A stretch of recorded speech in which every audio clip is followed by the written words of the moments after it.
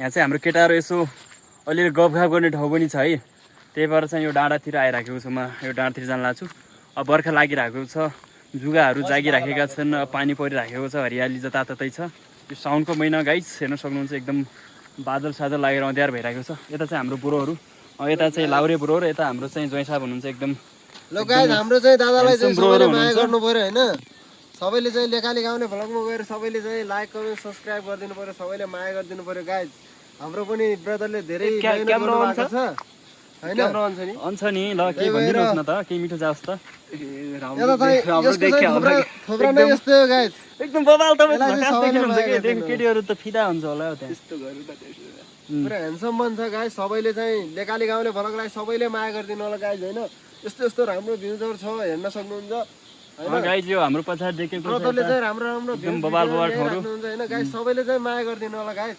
अब चाहिँ यस्तो चाहिँ भिडियोहरु चाहिँ आइराख्छ गाइस। यो गाइस हेर्न सक्नुहुन्छ हाम्रो गाउँ, यो हाम्रो बस्ती, यता हाम्रो बस्ती देखिएको छ, पुरै मकै बारीहरू देखिएको छ। यता यो माथि हाम्रो सबैभन्दा अग्लो जन्ती लेक हेर्न सक्नुहुन्छ गाइस। यो यता कुसेहरू बादल पुरै अब पानी पर्ला पर्ला जस्तो छ गाइस। यस्तै यस्तै नयाँ नयाँ भिडियोहरू हेर्नको लागि चाहिँ हाम्रो लेकाली गाउँले भ्लगलाई सब्स्क्राइब गरिराख्नु होला, जहाँ तपाईँले दैनिक दिन चाहिँ नयाँ भिडियोहरू देख्न सक्नुहुन्छ गाइस। भन्दै यता यो हाम्रो बुढोहरू चाहिँ एकदम यो झकास तरिकाले यहाँ बसिराख्नु भएको छ उहाँहरू।